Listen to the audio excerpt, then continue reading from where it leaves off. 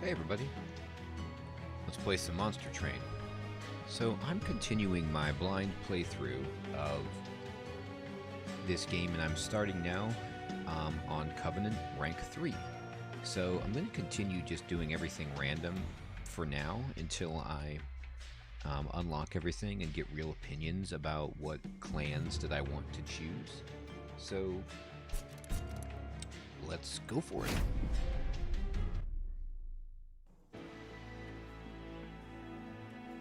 Alright, so it appears that we have gotten our primary clan to be Hellhorned with the allied clan of Awoken. Alright, so fine, and then they give us these 3 random starting cards. So we get 2 Vents, which is some nice AoE damage, 2 Sharpens, which can be good in this deck because I feel that Hellhorned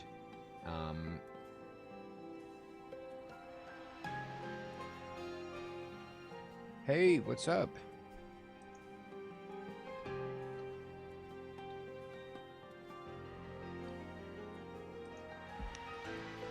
Yeah, I'm trying out some new stuff where I'm streaming during the daytime now, so I've got a little bit of availability during the day, and I'm streaming different games, seeing what people are interested in, primarily the roguelike stuff, Monster Train, Dungeon Crawl, Slay the Spire, things like that, but we'll see.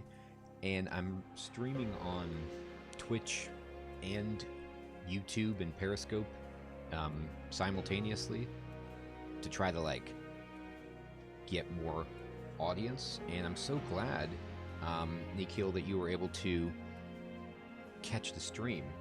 Yeah, because normally I'm doing it nighttime on Eastern Standard Time.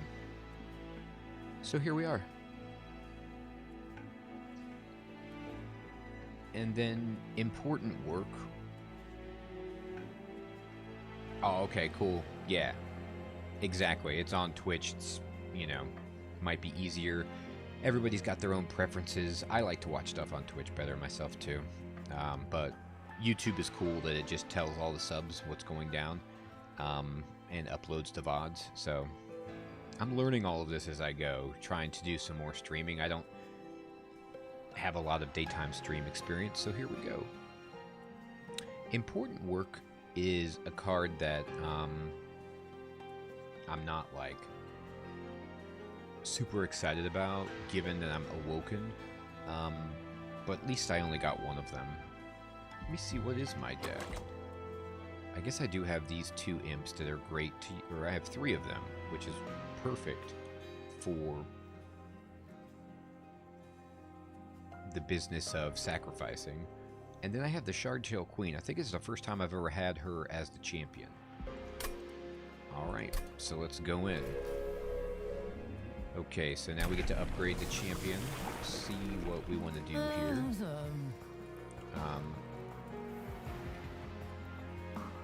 Rally. Triggers when you play a non-morsel unit card on this floor.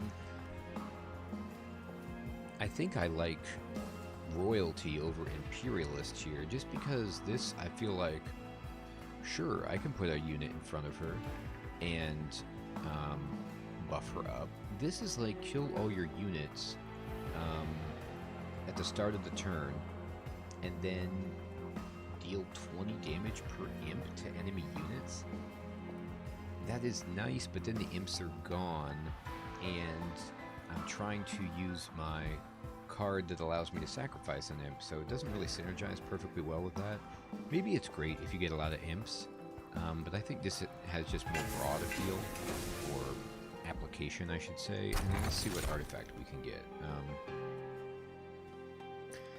I think this Hammered Chestplate is great. Just extra health on all my guys when I have cards that give spikes that want extra health. So, perfect. Okay, we're fighting the Guardians of Light. And here we go. So what we can do at this point is turn on this Retribution to give spikes 3 to everyone for an extra 75 gold. Gosh, Gosh, do I want to take that? Let me look at my deck again. I do have Restore. But this Restore, which would cost me 1 Ember, is less than the damage I'm taking from spikes. Now, I've got the +3 health from my artifact, which is pretty strong, but over time, hey, thanks for the sub. The Cryotopia, awesome. I really appreciate that. You know, I just can't see taking damage. She's just going to die over time. I don't know if I can heal her enough, so I'm going to skip that. 75 gold isn't exactly that enticing anyway to me. Alright, so let's put down the Shardtail Queen, and then we can put down the Steward. Whoa, wait a minute. Before I do that, can we just take a second to look at this? This is ridiculous. She has like a big... I mean, it says Shardtail, and they weren't messing around. She has like a scorpion tail made out of shards. Goodness gracious, that looks menacing. I would be terrified if I was one of these dudes. So if I put this down, this will trigger her rally. And one of the things I really love about this game is most of the time, I know, isn't that right? Like, she looks completely like a bad character, and she looks huge. Not like a minion at all. She looks really, really strong. I'm glad she's on my side, is all I'm saying. I hope the game music isn't too loud. Let me turn it down just a little bit. Okay. I'm going to put the Train Steward down, and the game is cool that it shows you the rally effect right away on her attack. It goes up by 10, and that's displayed in green.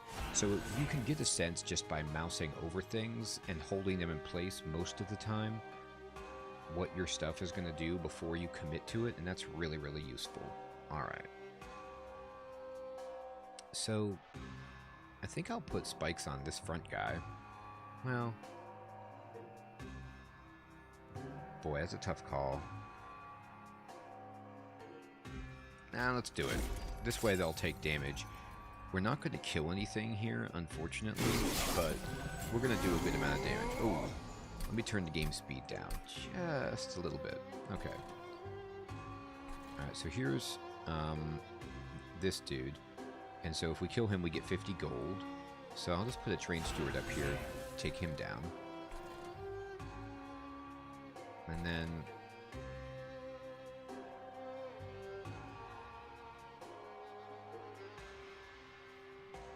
I think if I put this here, and then this... No, we don't even need to. I forgot. The imp has plus health. So what I might do is put this guy...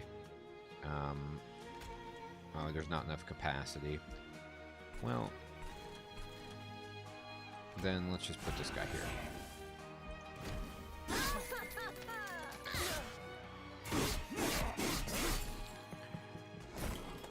Okay, so we get a brief respite, which is great. I might save this summon ability because I don't need it right now.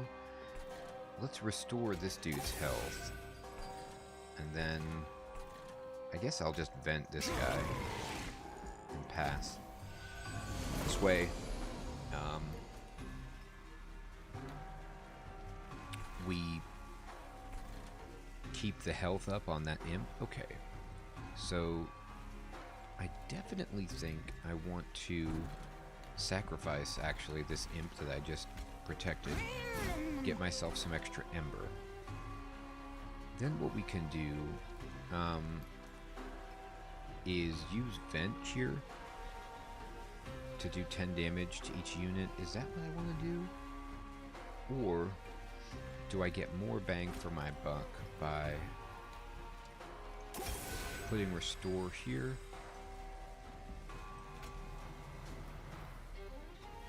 And then restore here. I'm going to throw down this guy up here and then vent, and then now we win because this by venting. Yeah. Cryotopia, if you've never played this before, it's like tower defense mixed with deck building on top of a roguelike with a board game and roguelike elements to that board game. So the way I feel about it is that it's kind of like Slay the Spire with the map and choosing your path and deck building, very much like that. But then you have the tower defense and the minions, so it's kind of like a little bit of Magic the Gathering and Hearthstone thrown in. So it's a very, very nice combination of all of those things. I have a lot of fun with it. And I've only just gotten into it. And I'll just do that because I can.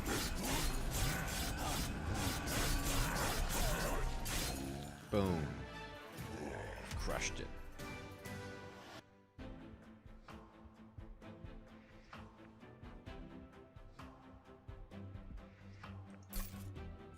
Alright, so we get some gold, and we get some options here.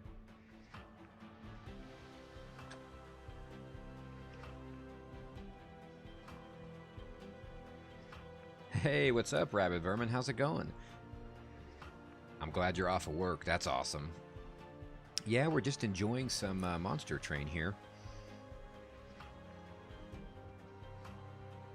I'm glad you're able to catch the daytime stream. Alright, so I could take an Imp. I could take a Hornbreak. I could take a Ritual of Battle. Honestly, I think the unit, the Imp, is best for the deck that I have. And then I'd like to probably take either Steel Enhancer or Restoration Detonation. I already have plenty of Sharpens in my deck, and they cost 2 Ember. And so Ember is kind of limited.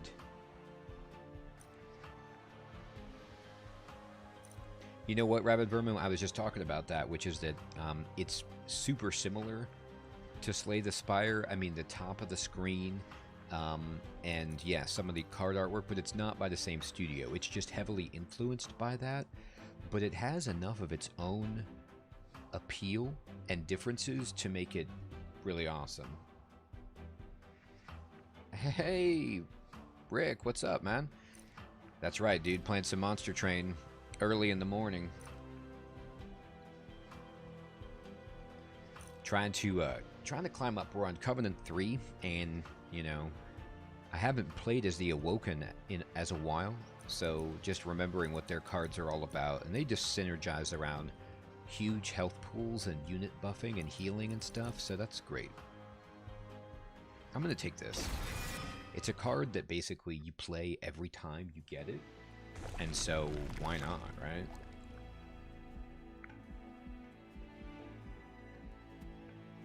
Alright, so my choice is to get the Merchant of Steel to upgrade my units, and then take an Awoken unit, or to take a Hellhorned unit and upgrade my magic.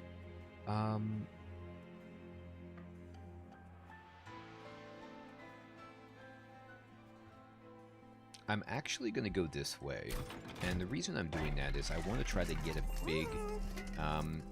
Rick, I'm up to Covenant 3, and we just started, so like I'm on the second ring. This is as far as I am at the game. I only have maybe played 4 times or something like that.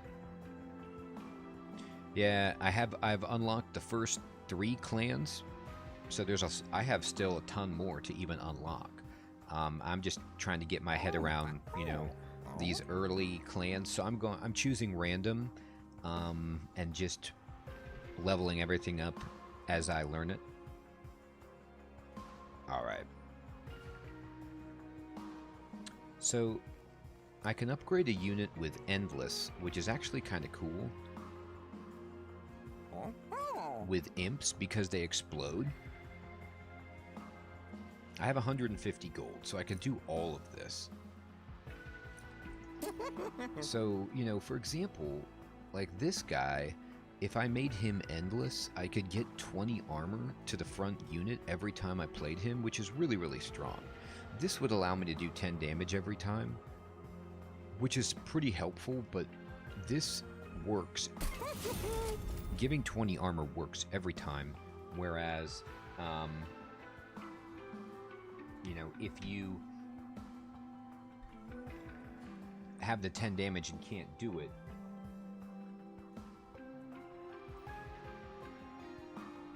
it's kind of not there. So I'm gonna upgrade some trained stewards. I don't feel like upgrading the imps because their health is so small. And I'll upgrade a different trained steward. Just make them more impactful. And then let's see what unit we get. Yeah, see, this is exactly what I was hoping for. This dude loves it when you put the restore cards that I have on him. He gets stronger and stronger, but she's pretty sweet. She's quick, so she does her damage first, but I think I'd rather have a big fatty right now and just have a meat shield to throw out in front. Okay, so if I take this trial, I give them +4 attack, but I get an extra unit. So I'm going to do that. I love getting units. And it's the Penitent Prayers. Let's take them down, or try to. Alright. So, first we'll put down our champion and see where we're at. I think I can put this dude down to max out the capacity on this floor and then restore him twice, and he will get buffed up and protect her.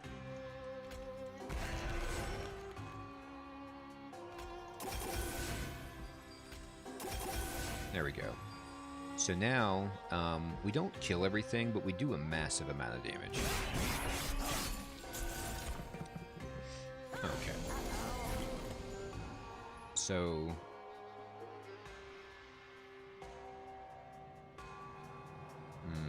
Alright, that's a shame. I'm going to actually play... Who do I want to kill? How much health do you have? 3? Alright, here's what I'm going to do. I'm going to play this here to kill that guy. And then I'm going to sacrifice this imp. Yeah, you're right, Rick. It did work out. I love having allies that you can heal up and that can tank for a bit, because generally the way that I have only played it for a bit, but your champion usually isn't that sturdy. They do a lot of damage, but my champion is this Shardtail Queen, and so she, does damage and gets a benefit when I play a non-morsel ally. So the only downside of putting this Awoken Hollow here is that I can't play any more units on this floor because he's so big. Yeah, this is my first time, Rick, playing with this champion. So I've never used her before, and she seems pretty cool. I can't wait to see what further upgrades I can put on her. Alright, now I'm going to put a Train Steward up here to kill this guy so we get the extra 50 gold. And then I think I'll just sharpen this big fatty so that he's got spikes. And now we kill everything on this floor. This guy will go on living, but I don't want to waste the 20 armor. Well, you know what? I could just put this guy down, but I think I'm just going to get rid of this card. The Train Steward will take down this healer later. Alright. So now they're all gone, and we can get rid of this ridiculous Sinner's Burden.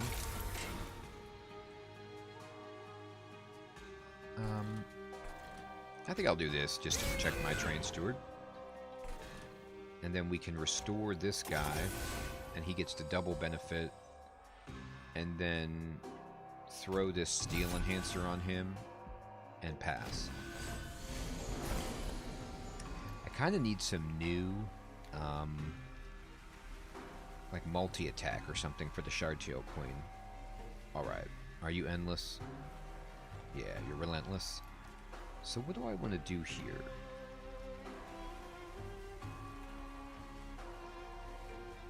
I think what I'm going to do actually is just sharpen this dude and then vent.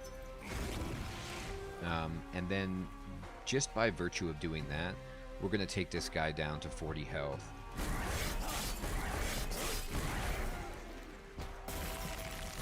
And hopefully we get some units to play here. We do. And that's the end of him. I'll just put regeneration on that guy. Boom. No problem. Alright. So we got the extra unit. And that really cost us not much to do that trial. I mean, it's surging this way. It was easy, wasn't it? Not too bad.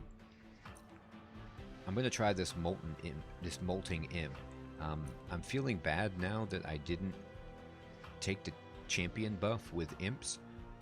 But then again, not really, because it's a weird...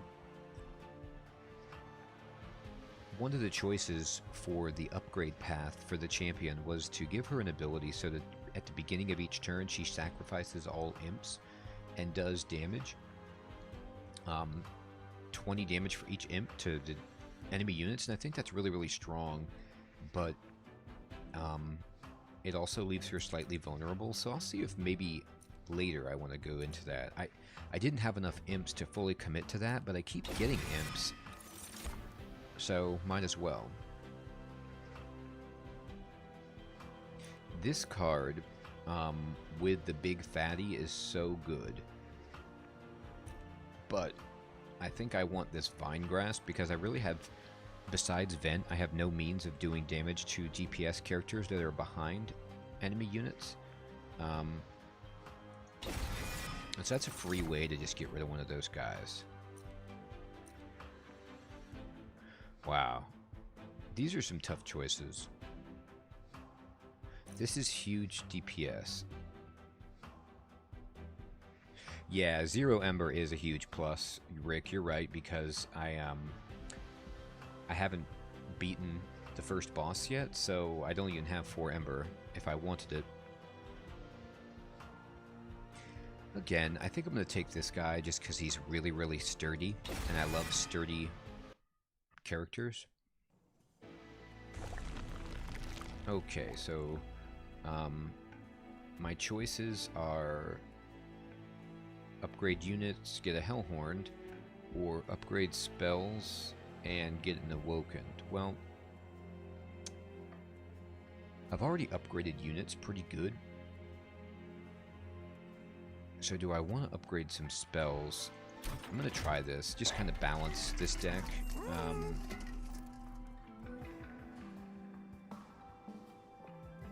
So I've really been interested in this. If I put this Surge Stone on a restore card, it turns it into 22 health and then it consumes.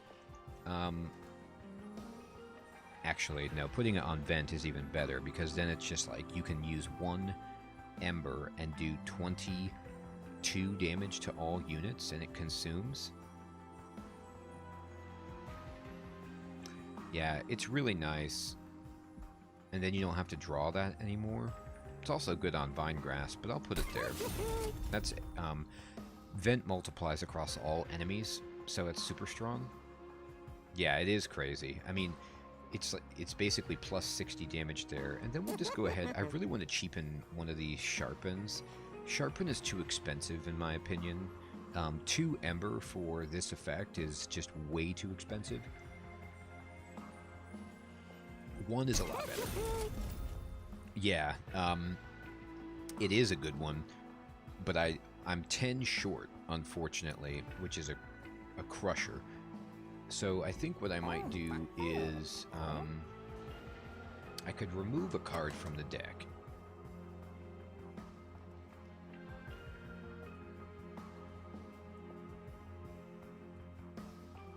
If I wanted to. Like, I could take out one of my normal trained stewards, and I think that would be fine. Yeah, I think I will do that. I think I'm just going to kick out one of these unupgraded train stewards. And then leave. And then let's see what unit we can get here. Sweet. Love this guy.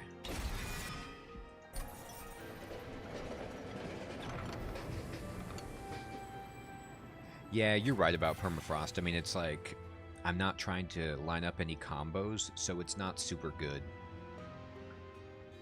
Okay.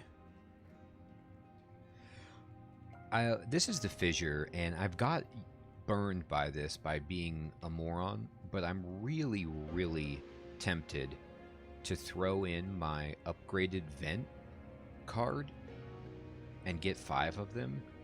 Because they consume, but it would let me basically do this massive AoE burst to the enemies every turn if I wanted to. So I'm gonna just...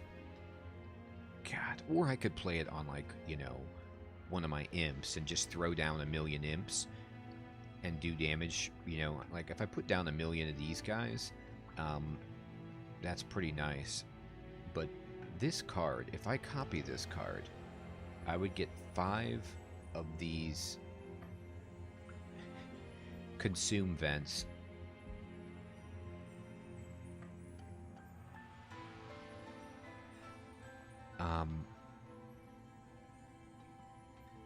And you can play it at 1.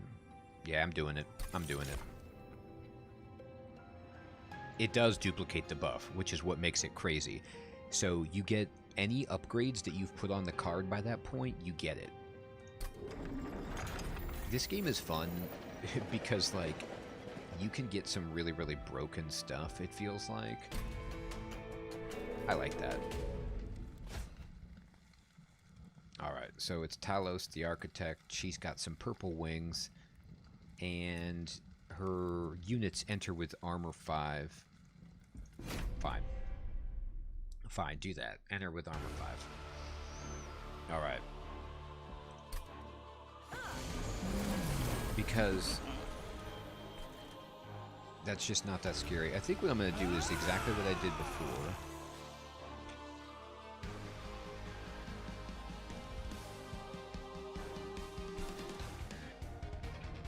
Oh, you're right, Talos. Yeah, that is a Skyrim reference. That's hilarious. Alright.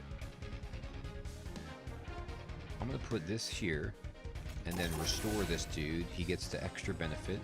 And then this guy's going to do 4 damage. And then this guy is going to heal everybody. So what I think I'll do is just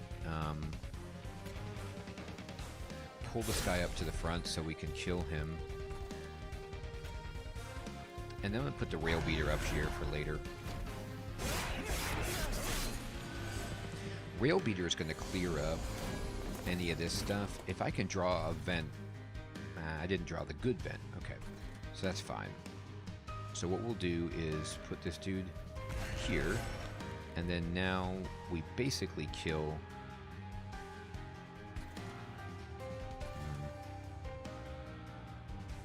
It is a great name. He's just like, yeah, I help on the Bone Shaker train and crush everything. Alright. Let me see. Do I want to restore this guy?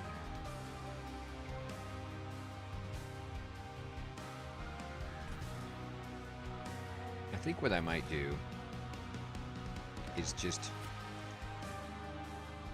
use restore here and then vent up here. Alright.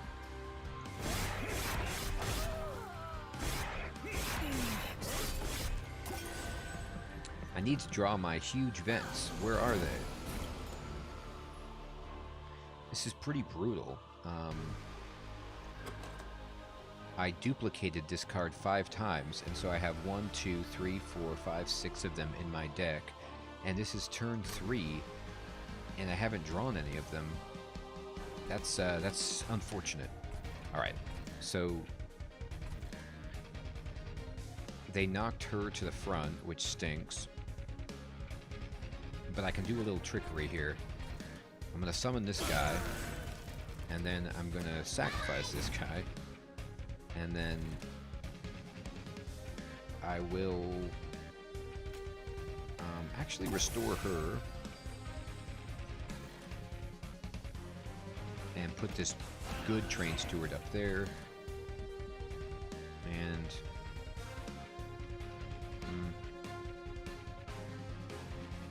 that's it. That's all I can do.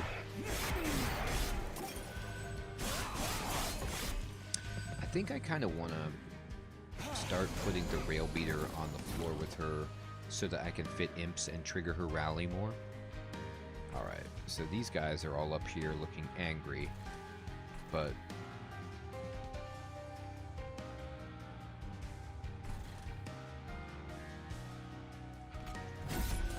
okay. Now I have the big vents. They don't do well in the same hand together, unfortunately. I'm going to put this guy here, buff up the rail beater's armor, and then I'm going to take down these guys so they don't reach the pyre. Crush. Alright.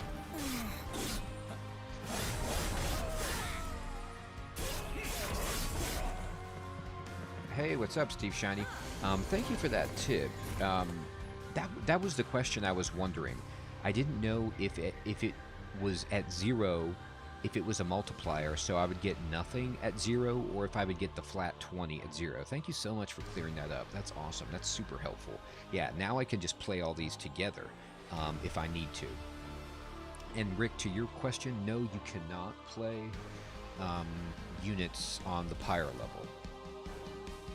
The pyre, though, has attack and defense, so it can, like, fight some stuff off if it slips up there, but no, there's no capacity up there.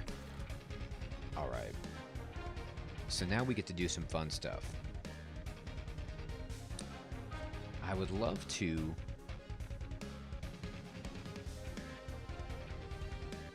Let's see. So watch this. I'm going to just put this here, and then we can now kill that, and then I can do this here. Yep, 100% right for 20. And then let's do this up here. Okay, so our pyre is going to take some damage. Having her moved up to the front is pretty brutal. Alright, here we go.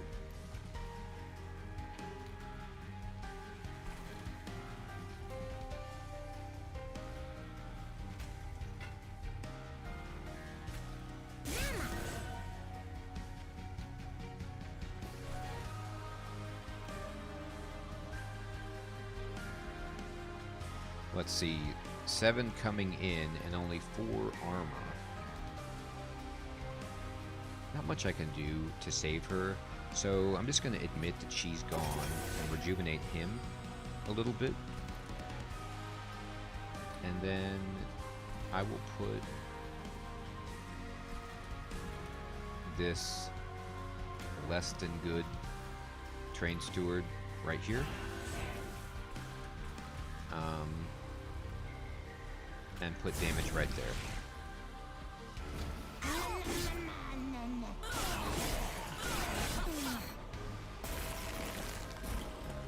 Okay. So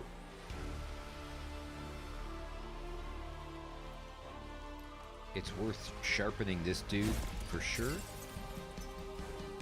And then giving him the steel enhancer for sure.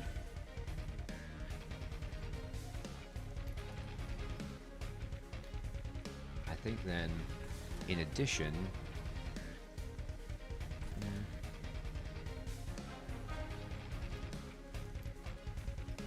instead of 24 damage,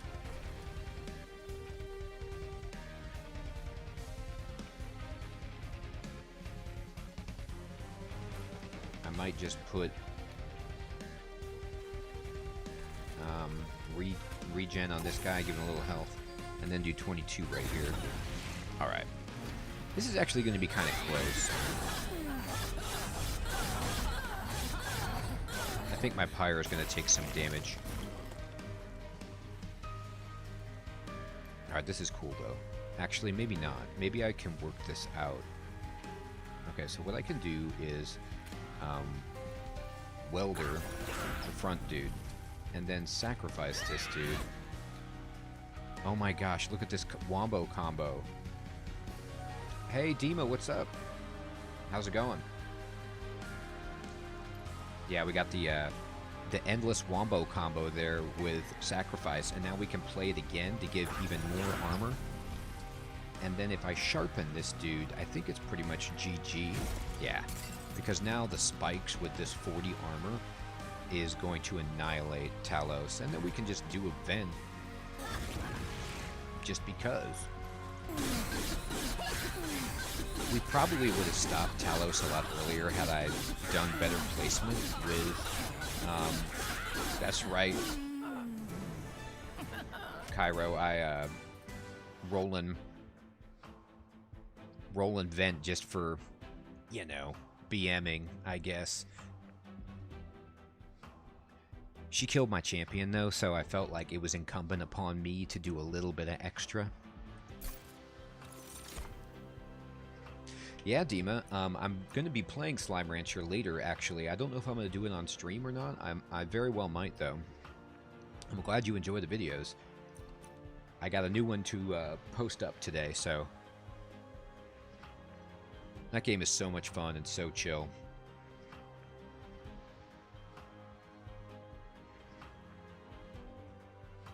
I've had such good... This card can be bonkers with a full Awoken deck. But I don't have a lot of characters except for the two big fatties that have a lot of health. This card would basically be good. Yeah, Rick, you're right, dude. Slime Rancher is for the win. I mean... Yeah, that's right.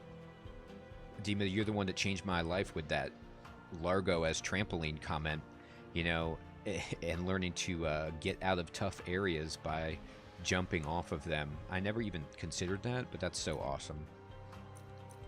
I think Alloy of the Ancients is a card that I'll play every single time I get it, because 25 armor is just super helpful for many of my minions. So let's go ahead.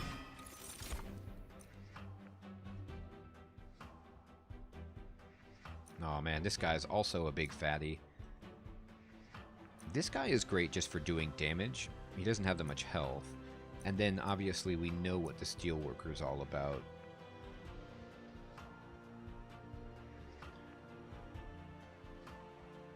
He does get his armor back though, like it just keeps going. I'm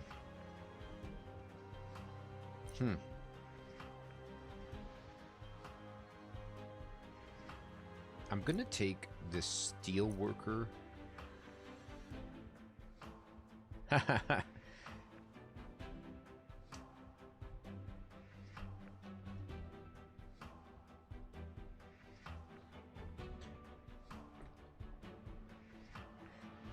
Cairo, there is no problem binging the DSCS stuff. That game is so good. But yeah, I do have, I'd love it if you check out some of the other stuff on the channel too. There's plenty of other videos. I have a condition, and I play a lot of games. Dima, the Restream bot is basically just, I'm using this,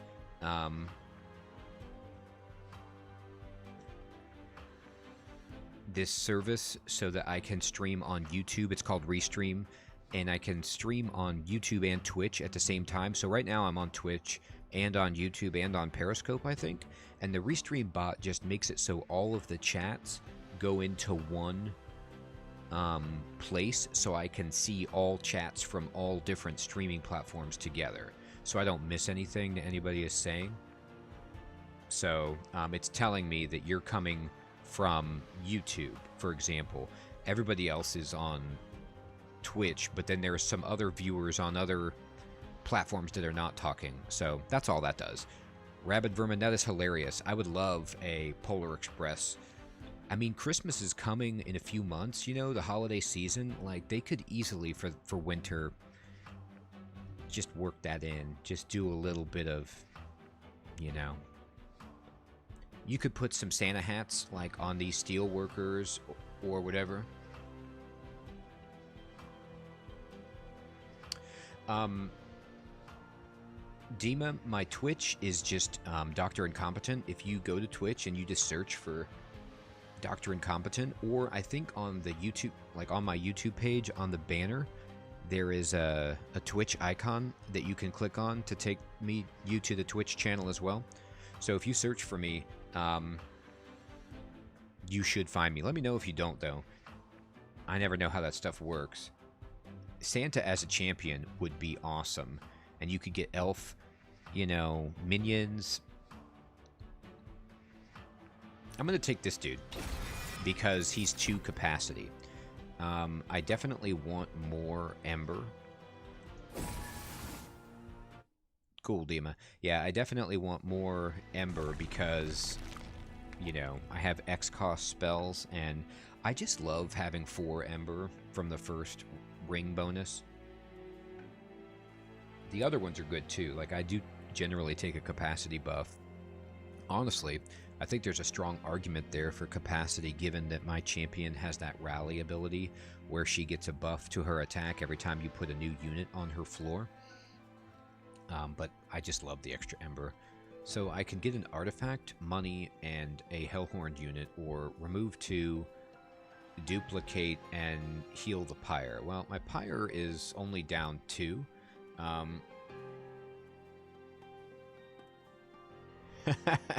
That is hilarious. Yeah, Santa with, like, the sinister side where he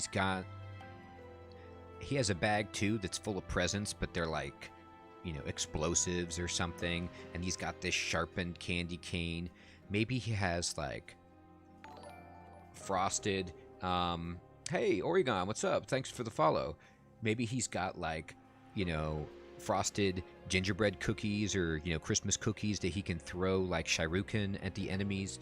Yeah, you can weaponize Santa Claus pretty easily, and it needs to be done pronto. I'm down with that. So far in this game, cool, Dima, you found it, awesome.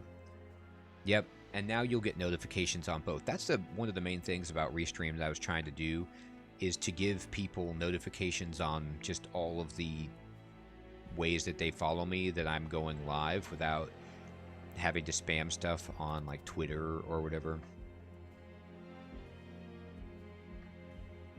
Also, just in case anyone... Yeah, explosive presents that he throws, for sure, Rick. So, like, it's in polka-dotted paper with, like, a ribbon, and it looks all delightful, and then he throws it, and the enemies are so excited to get it, and then, boom.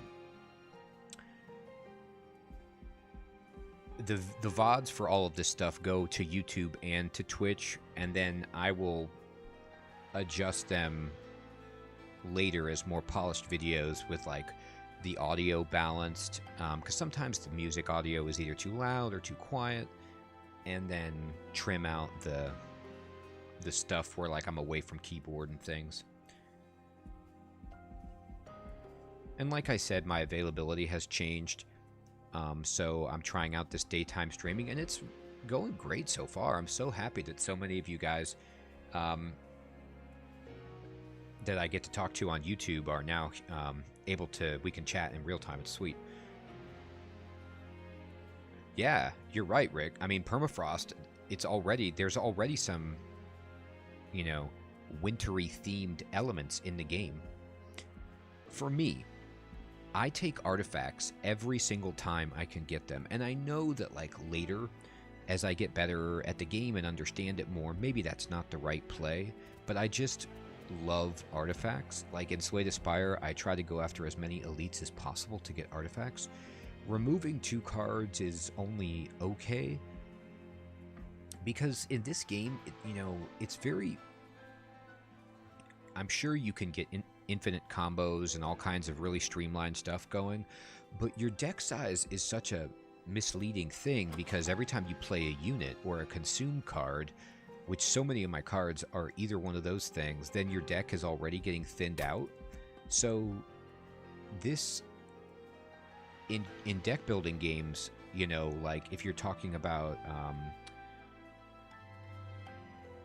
Slay the Spire, I love removing cards, or if you're talking about Dominion, if you're playing like a physical deck builder, I love removing cards, but here I'm just not as enchanted by this as maybe I should be.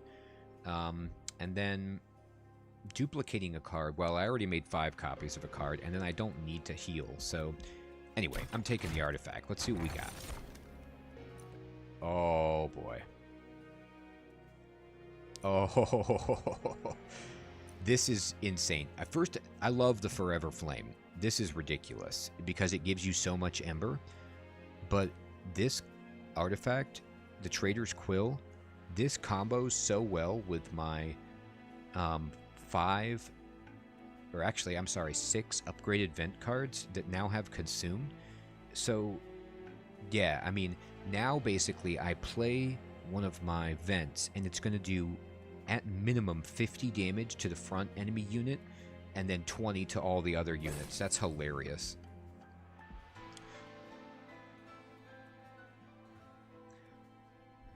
All right, Dima. So Oregon's asking, how do you play? So it is a deck builder.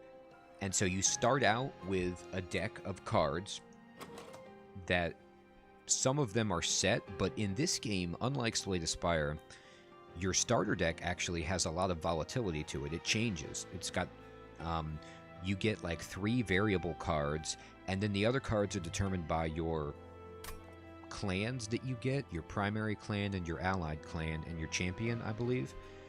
And then those make your starter deck. And then as you go through the game, you're getting more cards that you can add to your deck. And you can modify those cards, and you can take them out. And then once you have your deck, you get into battles, and you play the cards from your deck as a kind of tower defense game. This is like, this is a hilarious hodgepodge of different game ideas. So it's a roguelike deck building tower defense game, if that makes any sense. And you'll see in the battle, I can explain everything better. I'm actually going to take this dude now. I have 2 really chunky guys. And this guy is great just for doing damage. Well, boy, but I also have a bunch of sharpens. No, I'll take one of these guys. That's fine. Now I get to upgrade my champion. So your champion is like your primary unit, your minion that you get to play. She comes in, he or she, the card starts in your starter hand, and so you get to play it. It costs 0 Ember. It's kind of like in Heroes of Might and Magic, it's just your hero card. Or like if you're playing Magic the Gathering and you're playing Commander, it's your commander. So you always get to like use it. Kill all imp units. Deal 20 per imp to the enemy units. Or rally plus 15. I'm going to try this and see what I think about having her do damage. Okay, so now you really get to see everything in place. This part of the game is like, basically you get to choose one of 2 paths, and it gives you upgrades and bonuses for your deck. And then you take your train into a battle, and now I'm going to fight this clipped guard. So these are the 3 different types of units that I will fight, and this is kind of like the boss of this level. And you always get this choice of doing a trial, where if you want, you can make the battle harder for an extra reward.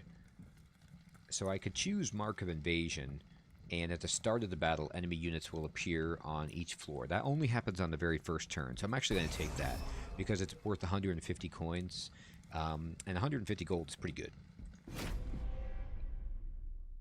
I have a bunch of imps that I can just throw down to take out any units that are starting on the other floors, and I also have Super Vent to do that.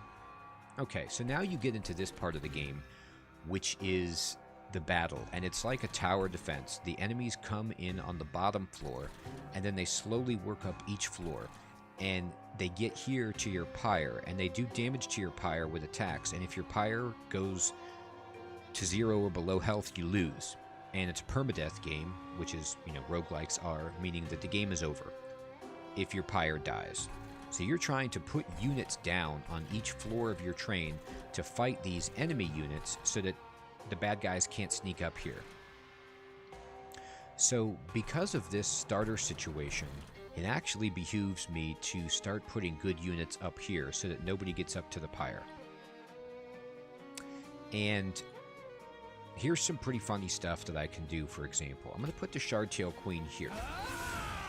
Now, she gets a buff based on every time I put a non-morsel unit on the floor with her, she gets rallied, so she gets 10 plus attack. Every unit has attack and health. And the game is really cool because it tells you, here's 3 enemy units, these sycophants. And these guys, luckily, they're all on a floor together. And they have an extinguish ability, which means when they die, they give all of the friendly units who did not die +2 attack. But I'm going to kill all of these guys in one go, so this ability will do nothing. They all do 2 damage and have 1 health. Well, imps are these hilarious units that you can play that are very weak, but usually have a summon ability.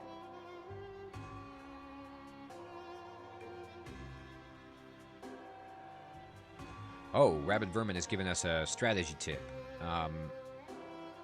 I had no idea that they surged in strength based on how many floors they occupy. So yes, that's a great idea. I will take it slow. And so what I'm going to do is play this imp right here. And he has like a come into play ability, which is called summon in this game. And then he's going to kill every single one of those dudes with his extinguished ability. But he also triggers her rally ability, which gives her +10 attack. I then am going to play the Horned Warrior right here, which triggers her rally. And then I'm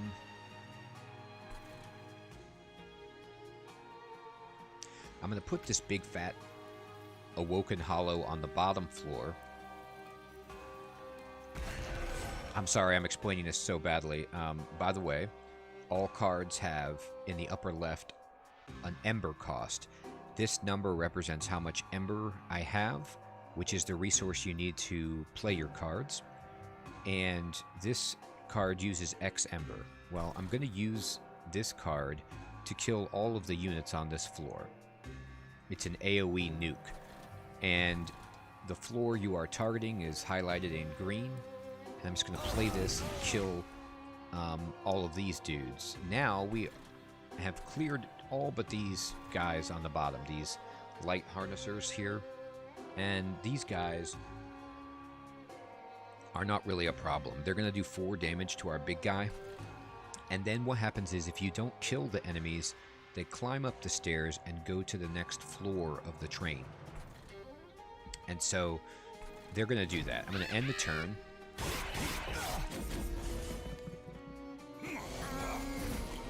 That imp is killed by her action ability.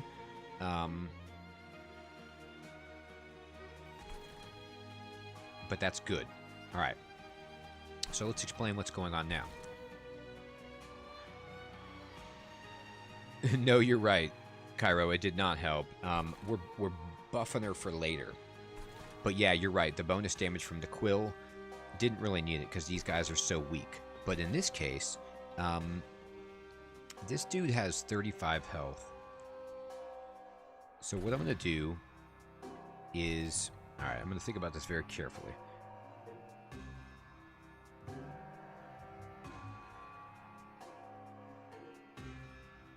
Okay.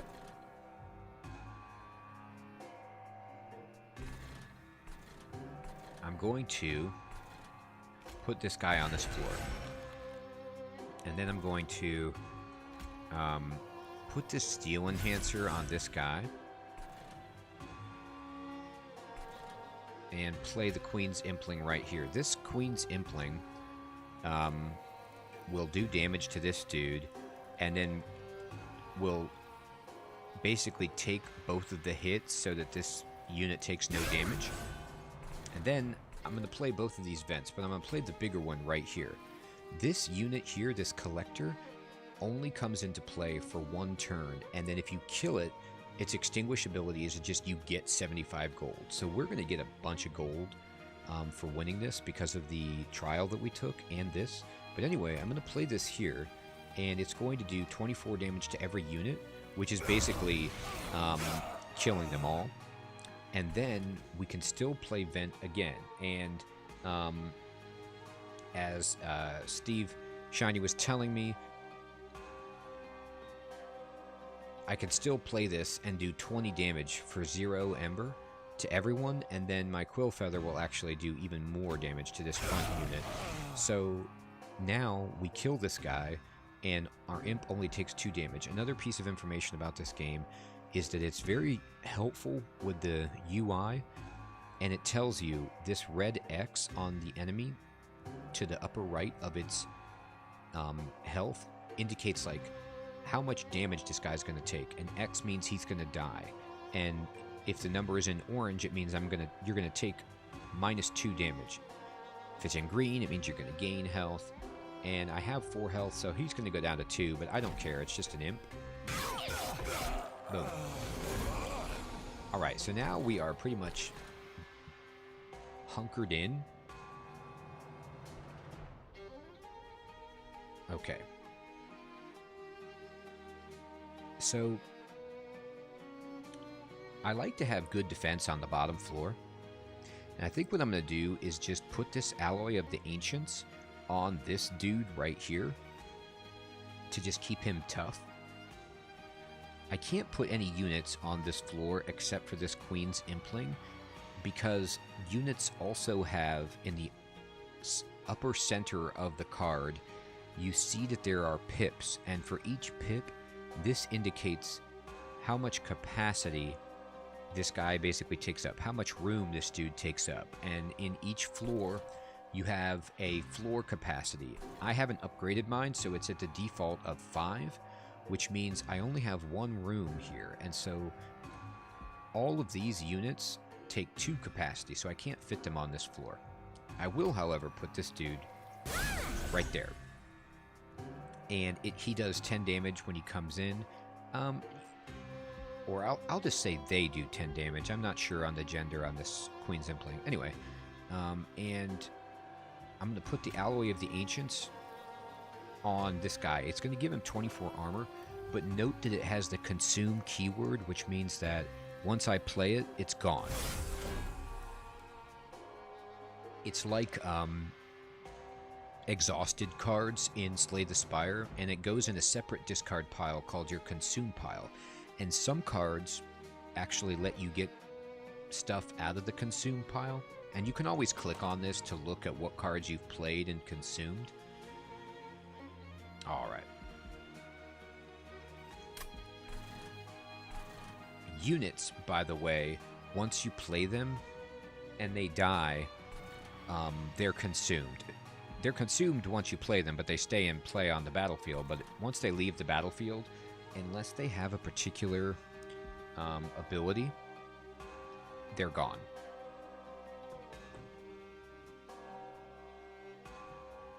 Okay.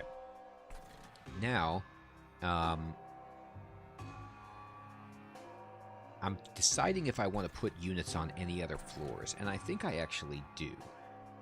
What I'm going to do is put this steel worker back here, and I'm putting him back here because he actually gets 5 armor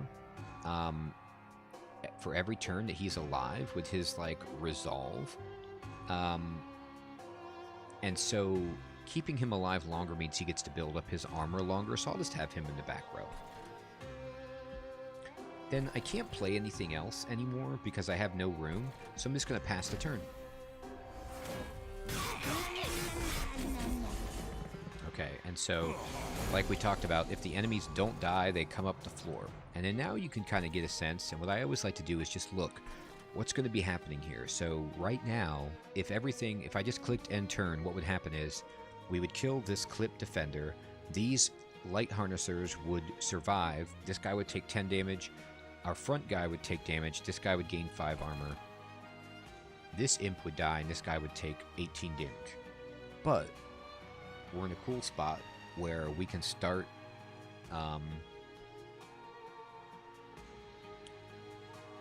making things happen with our cards. All of our unit cards are nearly useless right now because we don't have enough capacity to play them, except for this one. So I'm actually, though, not going to play it. Well, let me think. First thing I'm going to do is restore this big guy. This guy has an ability called Rejuvenate, which means when he's healed, he gets +1 attack and +1 health. So this heals him instantly, and then he gets Regen, which heals him and triggers that again, so it gives him more attack and health, so he loves that. Because he has 25 armor from the armor card we played on him, and he has 20 health, he is an excellent target for this card, which is called Sharpen, and it gives him 4 attack and spikes 4, which means anytime anybody hits him, they take 4 damage. So I'm going to put that on him. Now we can see that the tables are turning. We are now going to do some extra damage to the enemies here because of the spikes.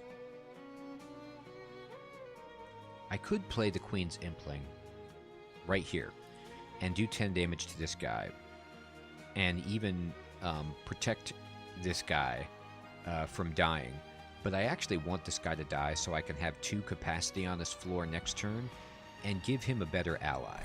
I'm going to put this unit up here, even though it does nothing, because it triggers her rally ability, and it just makes her do more damage later.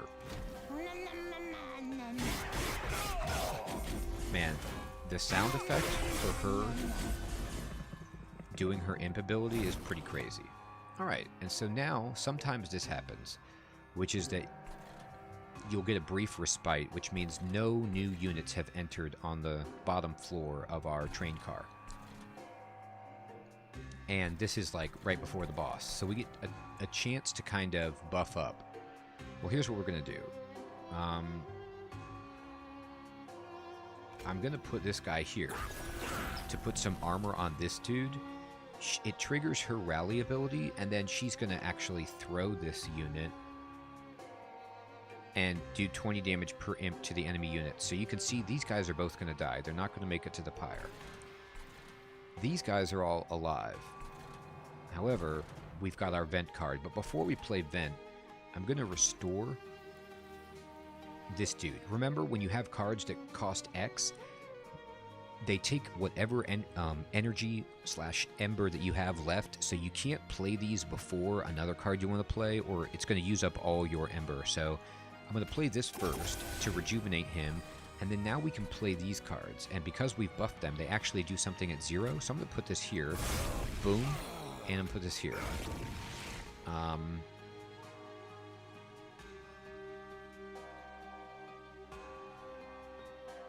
not... Oh, that was a regular vent. That wasn't a buffed up vent. I get it. Okay. So I probably played that in the wrong order. Okay. So, here comes the boss.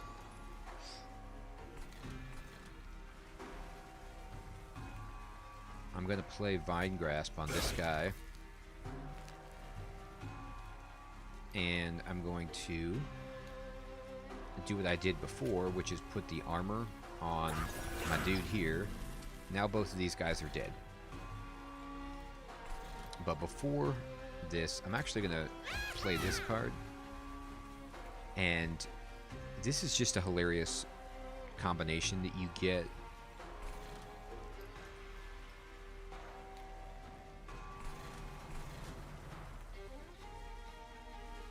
I'm going to put this dude here. And then I'm going to play this here. Now, what this allows to happen, I'm going to play this again, is now this guy has a bunch of armor. And so with all this extra armor, we can do even more damage to this guy with our spikes. So I'm just going to pass.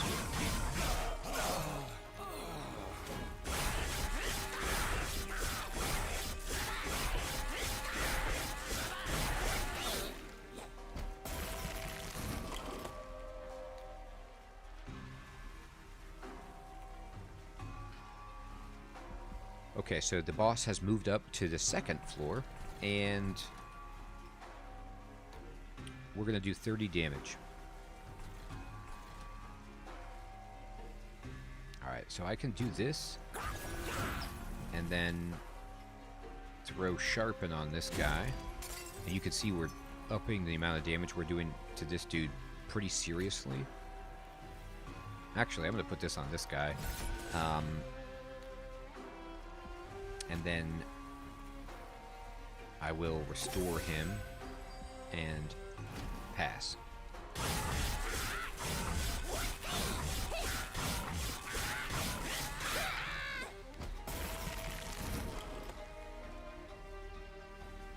Alright, so now the boss has worked all the way to the upper floor, but we're going to kill it. The only reason that this matters in any way is that you get bonus points for stopping the boss on lower floors, but I'm not too worried about my score. I just want to win. So I have one capacity, and we can do our dream combo. Play this again. Unfortunately, we didn't draw any event cards, so I can't actually even play any of these guys. Maybe this is the point where I have too many units. I'm not sure. If I increase my capacity, then my unit inflation will go down.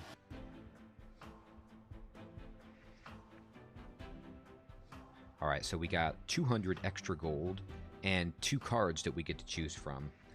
You can see how many points we get based on the base score and the multipliers.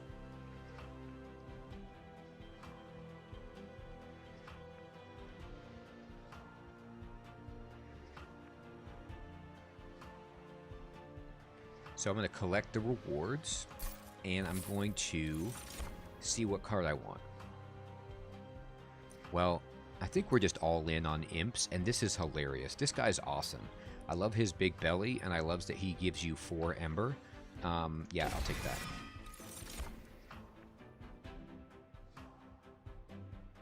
Interesting.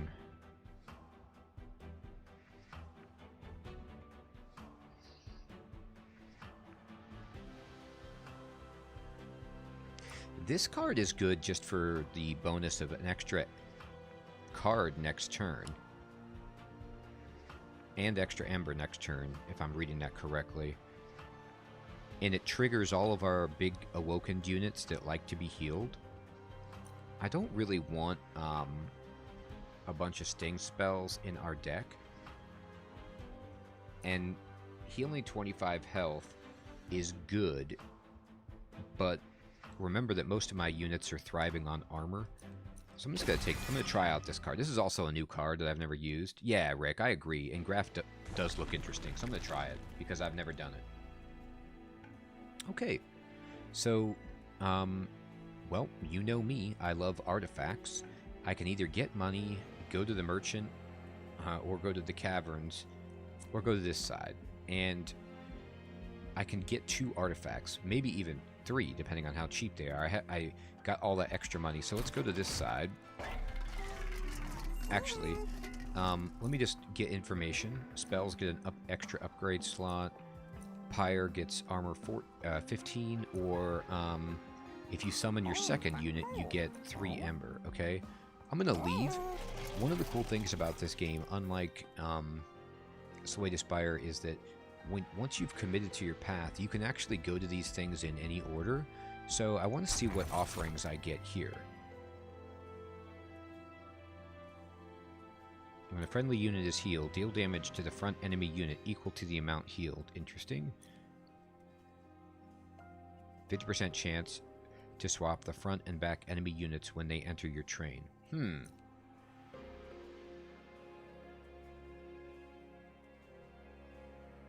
going to take this because I'm healing a lot.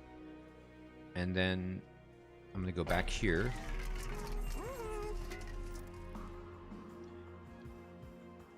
I think I'm going to buy this. If I re-roll, I don't know if I'll have enough money to buy anything.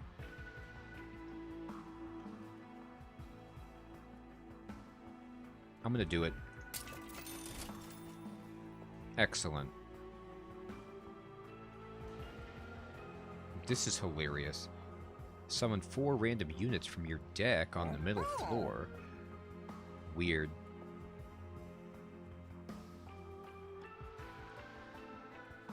I don't really like it because so many of my guys have summon abilities.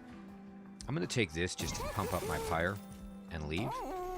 And then I'm going to remove some cards. So cards to remove are train stewards because they're too big.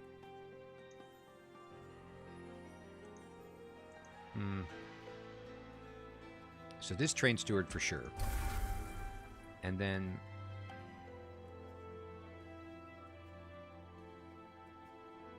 I might actually remove my regular vent. Alright. Just because it has negative synergy with the other vents, and it's just not as good. Oh, I can get an artifact for Spikes 4? Yes. Okay, here we go. Alright. So, now, unlike the last time, we can actually start doing stuff on the bottom floor.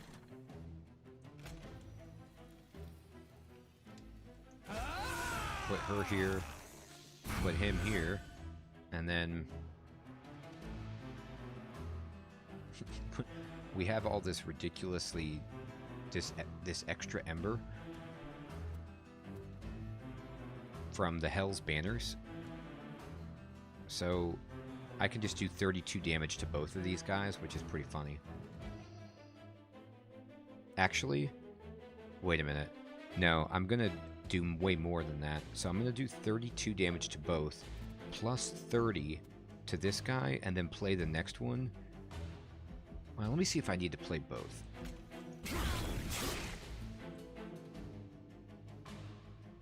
No, I'm going to save this for later because we're going to kill this guy and only take 9. Alright.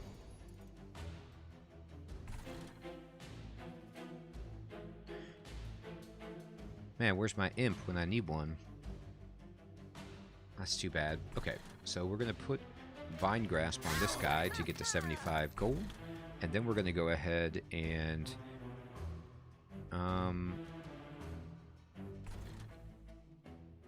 I'm going to put this guy down and put this guy down to get the... We're going to trigger our Hell's Banners. Get a bunch of extra energy and use all of this.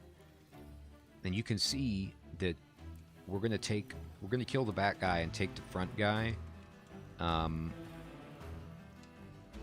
to 15.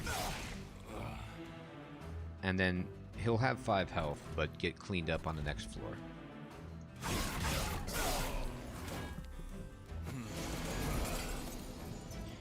Okay, perfect. Here we go. Finally, I get an imp that I can play, trigger her rally, and then she's going to throw this to do 20 at both of these dudes. I am going to put this big fat guy up here, and then play Vent here. And now we almost kill this guy, and this guy dies. We're thriving. We're doing our best. Okay, sweet. There's a lot of fun stuff that we get to do on this one. So this guy's dead. So we're going to summon this guy in the front. He's going to trigger her rally ability, and then she's going to throw it to do 20 damage to each unit. Additionally, I get 4 extra Ember, and if I play this guy, I will trigger my Hell's Banners and get 3 more Ember. Why is that important? Well, because I have a variable cost card. I'm actually going to play Restore, though, twice on my Shardtail Queen, and this will do damage because of our Priory's Cloak to the front unit. Not much, but putting 2 stacks of regen on her We'll help her get her health back, and then we'll just put this down. And now we kill this guy easily.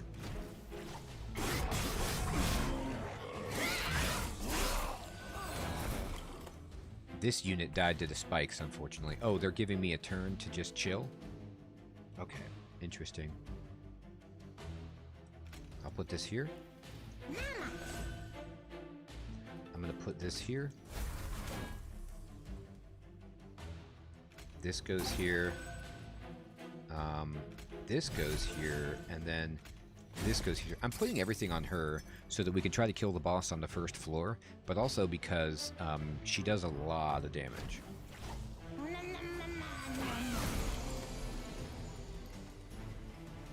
This is pretty awesome. Alright. Well, how do I want to do this? We're doing 154 as is. But I'm going to play this guy. And now we go up to doing 271.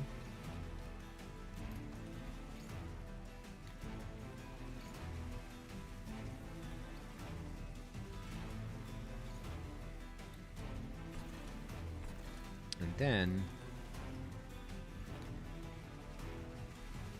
let's see, who has the most? I'll sharpen her. And now we're doing 323, and then we can just vent. And this will do 52 damage. So we almost halfway kill this dude on this floor.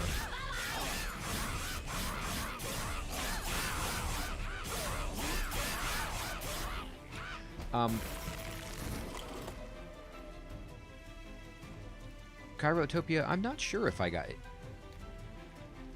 I'm not sure if I got that.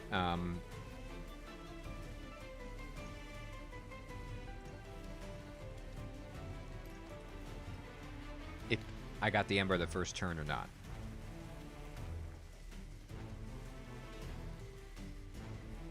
Wow, look at that highlight, Oregon. Sweet. The text just jumps off. Alright, I'm going to play a bunch of imps here. I'm going to give this dude armor, and we're going to play this guy here, and then I'll go ahead and sharpen this guy. Yeah, it does go, that's interesting. So, yeah, the text of the card is weird. I wonder if they're going to reword that, Cairo, because like the way I looked at it was in the same part of the card as the next phrase, or the next turn phrase, but maybe it just means it gives you the Ember back that turn, and then you get the card on the next turn. So it only delays the card? At least that's how I'm reading it. And then, I'll go ahead and restore this guy. We might take some pyre damage.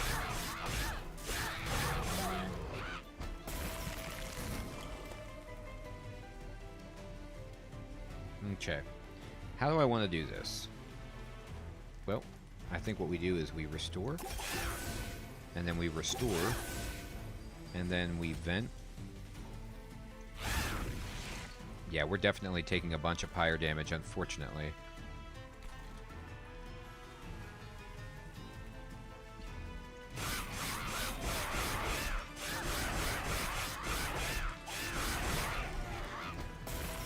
Oh, alright, Steve. Thank you for that clarification. That makes sense.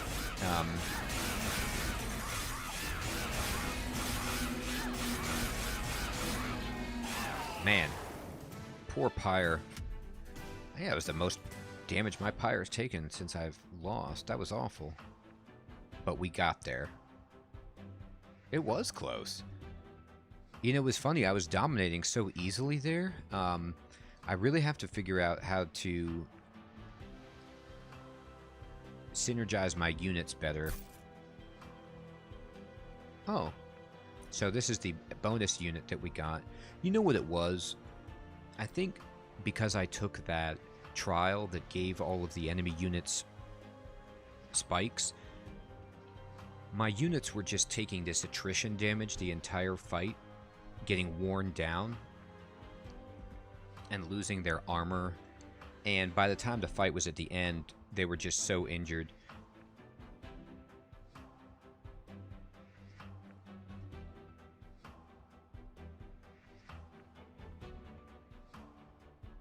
Alright, let me just go ahead and... This is going to be really, really good. +2 attack on Slay is sweet.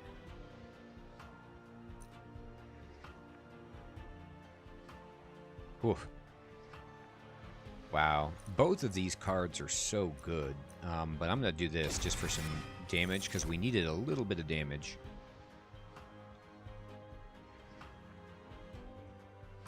Yeah, Rick, you're right. I'm just going to have to actually use those points on the map to heal it up. Last run, I actually even got a card that just directly healed the pyre. I thought that was really cool. Yeah, I'm with you, Kyra. The imp cards are awesome as long as you can, like, get enough imps.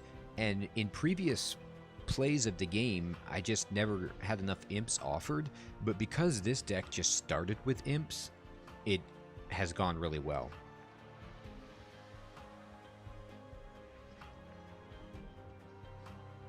I like this card.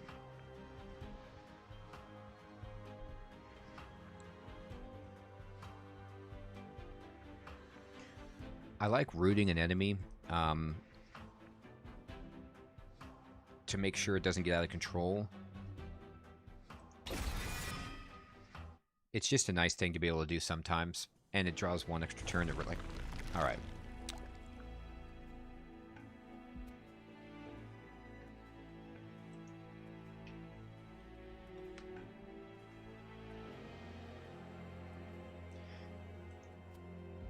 Everyone, I'm gonna get a drink of water really fast. I will be back in less than 5 minutes. 1 second, please.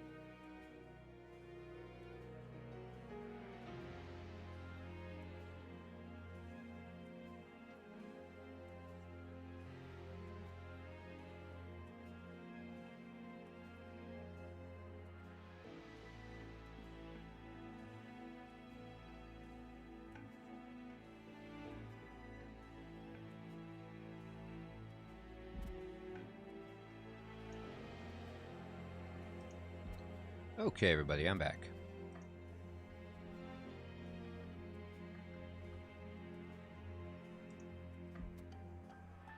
Alright, wow, I love this. The Wildwood is such a nice looking ring, it almost makes you forget that you're traveling through the Netherworld. Well, you know how I love artifacts. Buffing my units would also be really good. I feel like my units, Dima, that is awesome. That is the way, Oregon, to handle class. Yeah, you know, I'm lucky that I didn't have access to this kind of stuff when I was in college or high school. Because I would have been doing the same thing.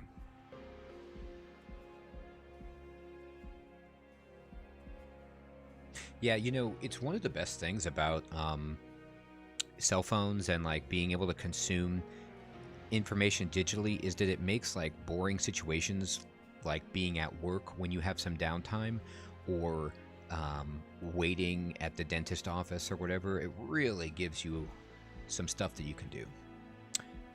Well, you know I love artifacts, everybody, so I'm going to tick over here to this side for sure and pick up this artifact. What do we get? Oh. Wow. Okay.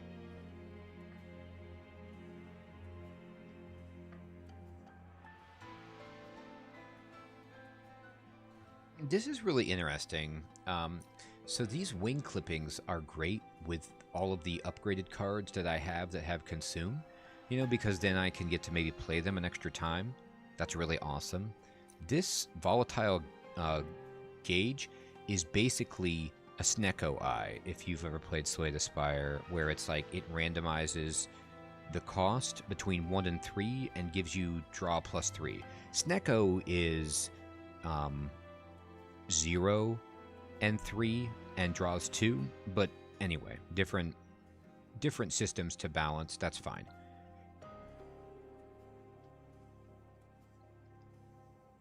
Most of my units cost 1, but the idea of being able to draw +3 each turn is pretty nuts because it helps me synergize my imp cards better, you know, like to make those plays where I need a imp and then the sacrifice imp card together. Cairo, I've tried to play NetHack. I watched a buddy play it and then tried it one time, but I know that I really, really need to reboot it because it's like the OG or one of the OG roguelikes. I think it's older than Dungeon Crawl even. I really need to boot that up. You're 100% right about that, though. Have you played it? Do you like it? Yeah, Rick, you know what? You're right that I do get extra energy with the... not only my Fell's Remorse, but my Hell's Banner. So, I'm going to try it. Take some money, and let's see. I definitely want to give somebody... yeah, and it's ongoing. When I looked at my buddy's game of it, it was insane. It had like way more crazy stuff in it than even Dungeon Crawl does. I hear it's harder than Dungeon Crawl 2, which is saying something, because Dungeon Crawl Stone Soup is a very challenging game.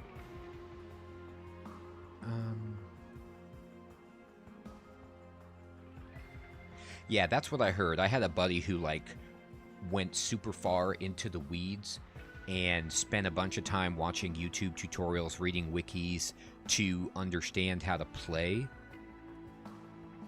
NetHack, and then started enjoying it, but the upfront learning cost has always been a little bit prohibitive. Then again, I did sink in all the time to learn how to play Dwarf Fortress, you know, and that is not the most user-friendly game. I'm looking forward to seeing Dwarf Fortress on Steam as well, Rick. I can't wait. I love the game. I've played it so much. I haven't played it recently just because been doing other stuff, but that game took me hours just to get things going. Alright, so let's upgrade some units. So if I want to give somebody 25 health, who would that be?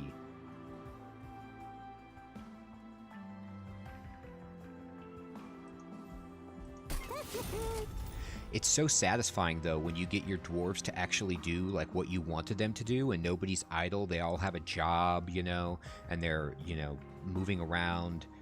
It's great.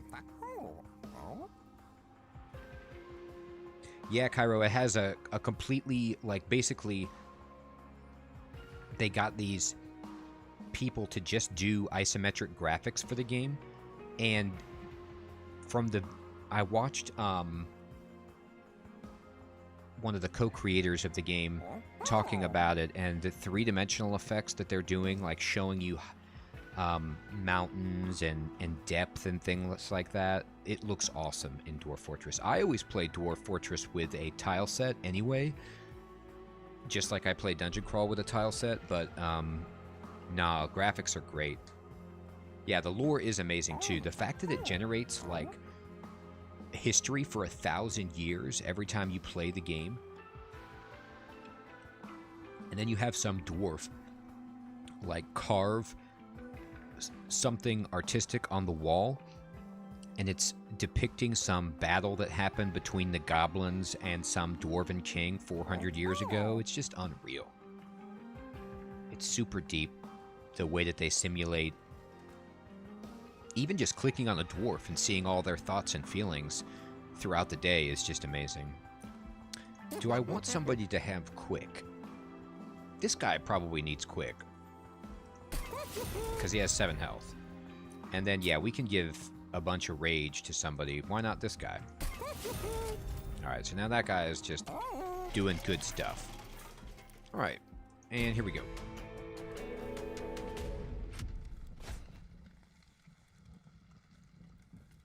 Alright, so we're fighting Archus, Darkness Incarnate. And he applies Dazed, and he makes my spells more expensive. Okay. He puts these little, like, units onto play that do this. Okay, so let's see. So, luckily they don't... The gauge doesn't make your champion cost more. Yeah, this guy is a jerk. Dude, I'll tell you what, Cairo, I was the same way with Dwarf Fortress. Luckily, I had buddies who played it in real life who helped me out tremendously.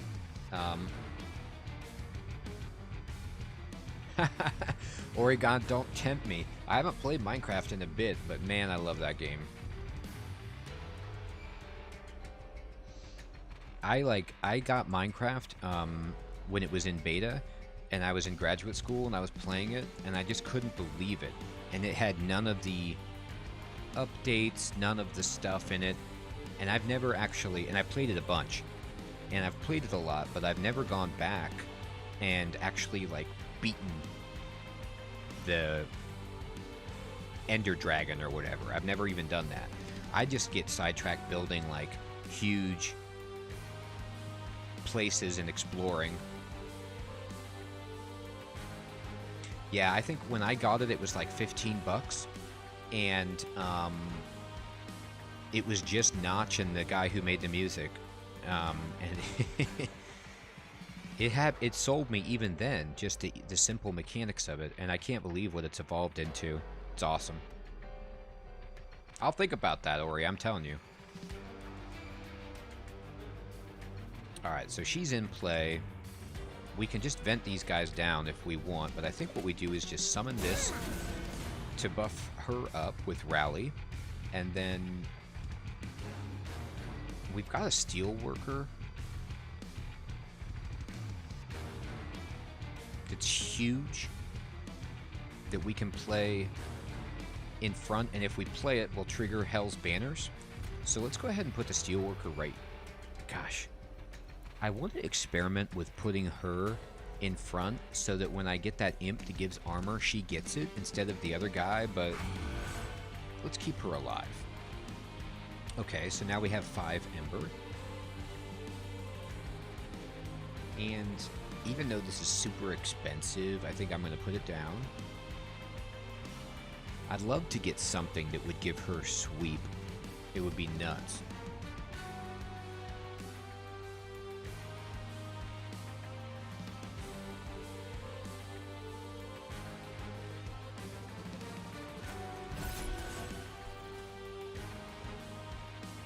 What does this do again?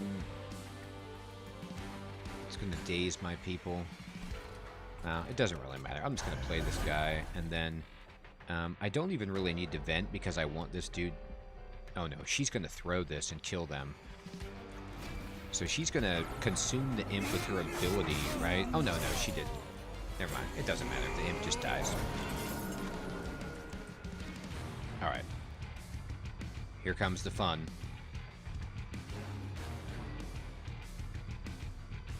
What does this one do? It enchants. That's a bummer.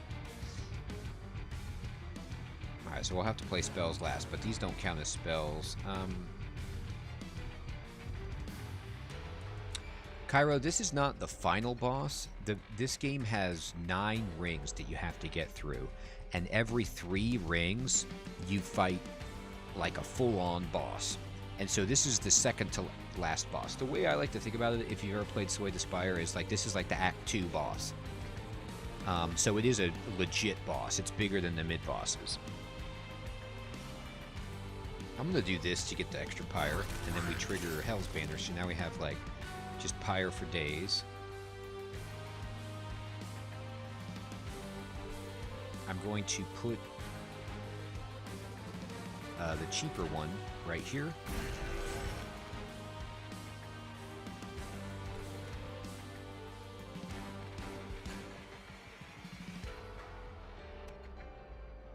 Then I'm going to put this big one here. I'm going to put Alloy the Ancients on her. And then... do I want to summon this guy here? Yeah, I don't want to draw him again. This is fine.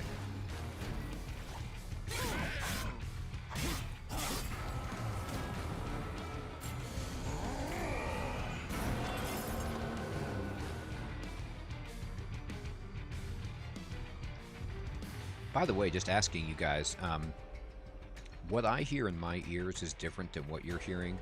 So I just want to make sure that the level between like my voice and the game volume is okay. Just let me know if I need to tweak something. Alright, so we can... oh man, this is like the worst... great, Rick, thank you. This is like the worst turn of my life. I get to draw 3 extra cards, but I did not draw an imp to play with important work or impressive. What a shame. But we did draw some other good stuff. So, these units both die doing 10 damage right here. And I'm going to vent this floor. So here's what I'm going to do. I'm going to heal this dude because he loves getting healed.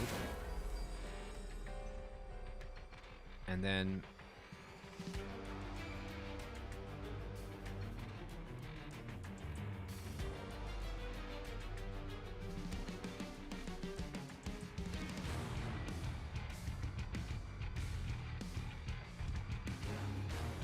right, exactly, Cairo. It's like I got the output, I got all the damage, I could be doing all this cool stuff, but I don't have the imps.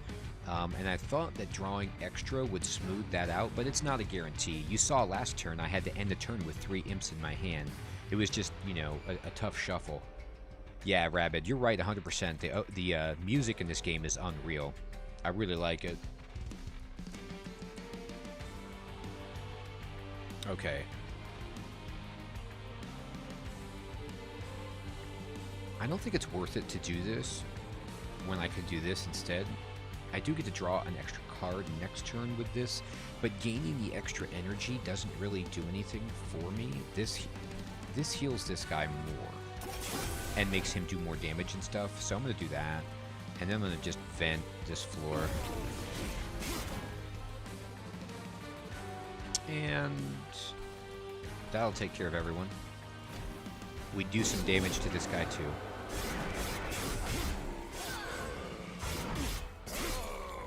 Cairo, I think that's an interesting point. It is like that, isn't it? It's like you can kind of vibe to it, but it's also like got this intensity. Just as a heads up also, when you fight these bigger bosses that fly on the outside of the train, they're flying on the outside of the train and usually like doing stuff to different floors that they're next to. But the thing about that is you can attack them with the units that you have there. And so I am going to hit this guy for 31. And most of these boss units, while they're outside the train, they can't actually do damage to you. So you can see like the shield, which would display his damage, is just blank. He doesn't do any damage. So you get to take free shots at him and kind of soften him up somewhat before you fight him. Alright, another turn where we didn't draw an imp to play in front of her. Oh no, we did. Never mind. What am I talking about? It's just because he was more expensive, I didn't recognize him as the imp that he is. But nope, we're going to put this dude down right here. And then, how do I want to handle this?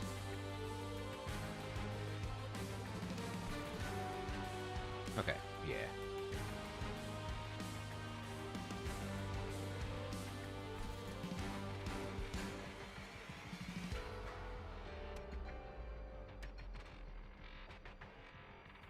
I think I'm just going to sharpen this guy up and then vent.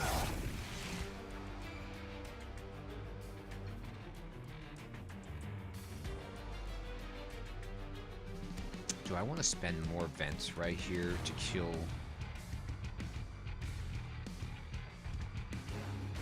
No, I don't.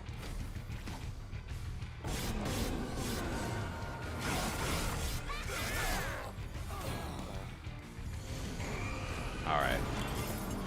So this is a good turn for venting. There's so many units on this floor. Okay. We drew our imp. I could play... I can't. Alright. So here's what we're going to do. We're going to play this welder helper in the back to pump her up. And then I'll only have enough ember after that to vent. But that's okay. She will throw this imp, doing 20 damage to everyone. Okay.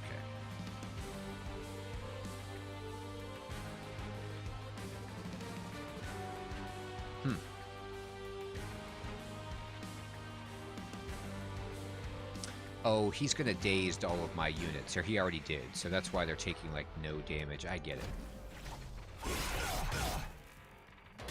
Yeah, Rick, you're right. I was, like, confused, and now I see. The cool thing is, though, now she's gonna throw that imp this turn. Okay. Or I sacrifice it. Ugh. My, volatile gauge was pretty volatile this turn. It turned most of my things into 3 ember cards. That's tough. Alright, let's see. How are we doing here? Not good.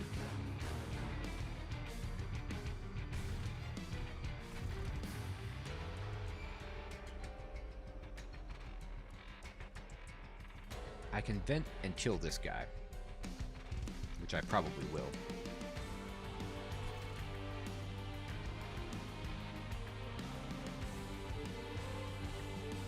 Alright, I'm going to restore him, and then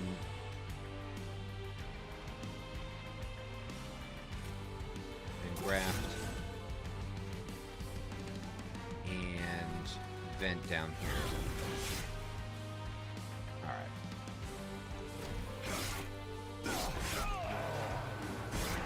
So what we've got going here is basically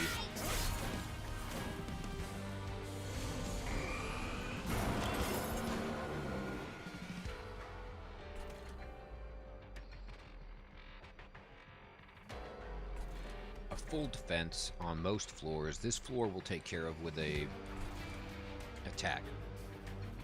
Or a vent, I'm sorry. Alright, perfect.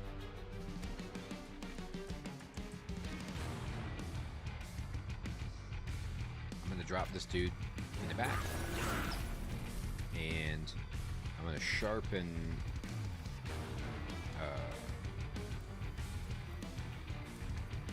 him. And then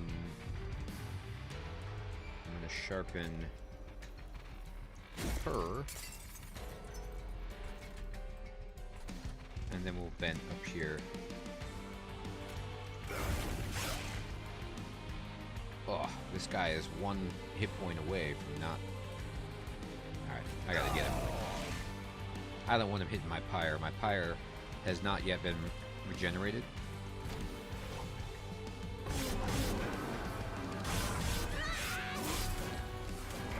Alright. Okay, so we are doing a lot of damage so far. I'm going to Welder Helper, and then I'm going to Implosion, and then I'm going to Welder Helper again, and this will trigger my Hell's Banners and also make her rally. And then now we have 4 Ember that we can use on sacrificing this dude to do 50, and then we can summon this dude there. Then I believe I will engraft this guy and use the next energy to put Steel Enhancer on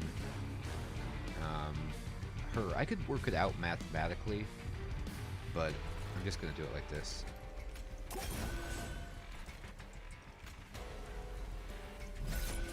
Alright, so we won't kill him on this floor, but he's taking 1100 damage right here. And we have 2 floors left to work with. So I think we'll be able to take him down before he messes with our pyre.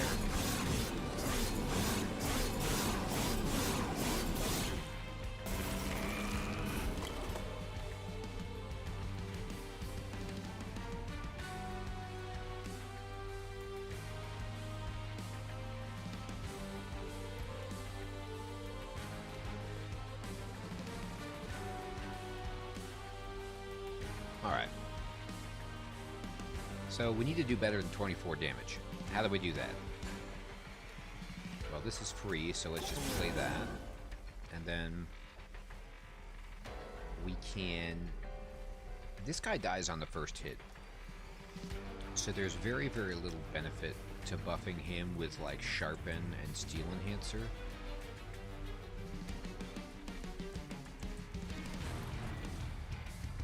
So I'm going to buff the guy in the back.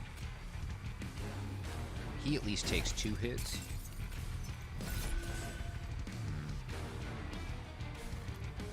We might have our pyre get hurt a bit. Looking scary.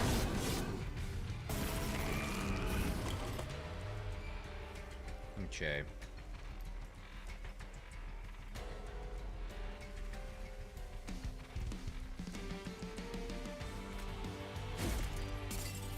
Yeah, this is not the best result from the volatile gauge.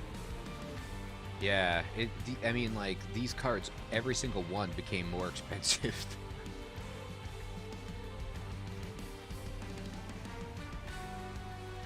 That happens sometimes. Alright, I'm gonna just restore this guy twice. I actually think we're gonna lose. Yeah, I think this is lost because I don't think I can protect my pyre enough. That's a shame. It's a shame.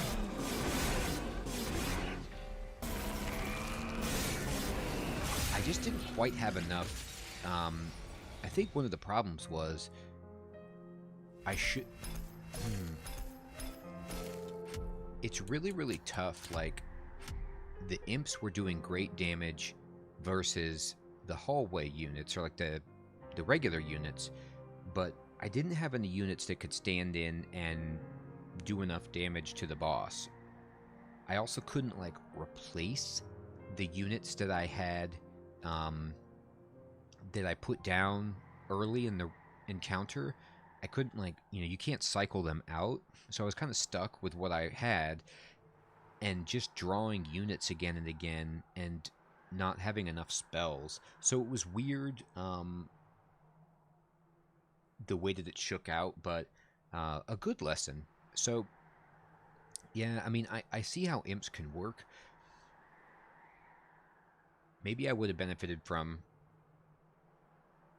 No, I think you're right, Rick.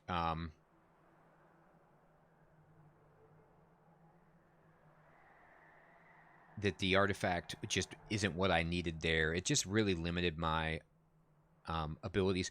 It's similar to Snecko Eye, in Sway to Spire, where it's like you want to have cards that cost a lot so that they can get deep. The cost is more likely to decrease, and then you can exploit that. But most of my stuff was like one cost, so it just made it more expensive. Yeah, Rabbit, not bad. I mean, like I said, I'm still learning, and so I just see what works out well with Hellhorned and Imps specifically. So we did, level up, get some experience for Awoken and Hellhorns, and we can see what we get next time. All right, everybody. I think I'm going to take a bit of a break, get some lunch, and I should come back on soon. Later today for streaming, and I think I'll play some different games then. Um, Maybe Slime Rancher and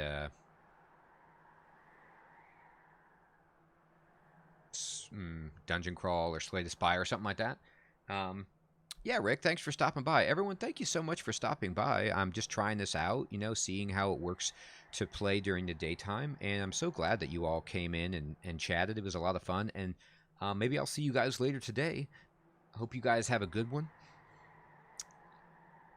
And we'll just, gosh, look at the shattered pieces of the Bone Shaker. It's just sad. Ah, look at that.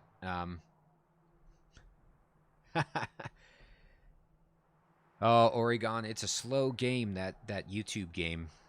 But yeah, I just hope that with the more work I put into it, the more time I invest in it, and things will grow. Everything is growing. It's just slow, and you have to be patient. But I'm so grateful and pumped that I've already made so many good friends on YouTube, and that we get to chat about the games and hang out. So no, thanks so much for that. Yeah, I really hope that it's just a process, and it's been very encouraging to have you guys watch and comment and give me feedback and tell me, which decisions I need to improve on. I really like just the whole business of getting better at games and then getting to talk to people who also like the games about, how much fun the games are and just, chill out. So, oh, Rick, okay, that's interesting. Yeah. I think probably, within a year, sometime in 2021, if the Earth is still here by that point, um, I could get there. But I'm just going to keep chipping away and seeing what works and what doesn't. I have to. I'm going to make a new video for the channel. Ooh, Ori, that would be awesome. Yeah. I hope you get a Christmas gift of a computer. And yeah, I would love to see your stuff on YouTube. I know. I don't know what's going to happen. It's just, these are just such insanely crazy times. I mean, just never in my lifetime did I think something like this would happen. And it just keeps getting a little bit more sketchy each day. So, I treasure these moments that we have together. um, So,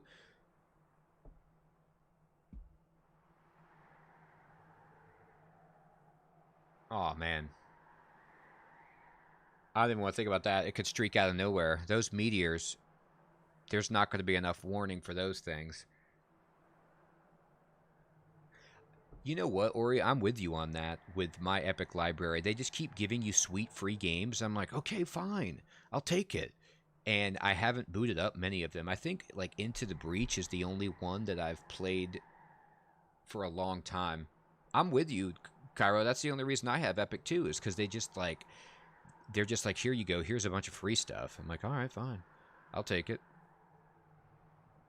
Sometimes they actually have deeper discounts than Steam, which is fine. Yeah, that was the one that first got me into Epic was GTA 5.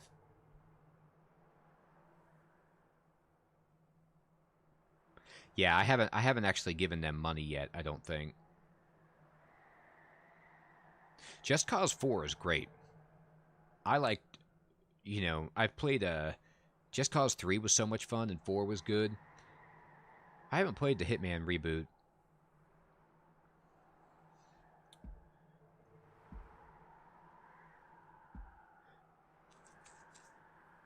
All right, everybody, I'm going to lick my wounds and get a sandwich. I will check you all soon enough. Take care.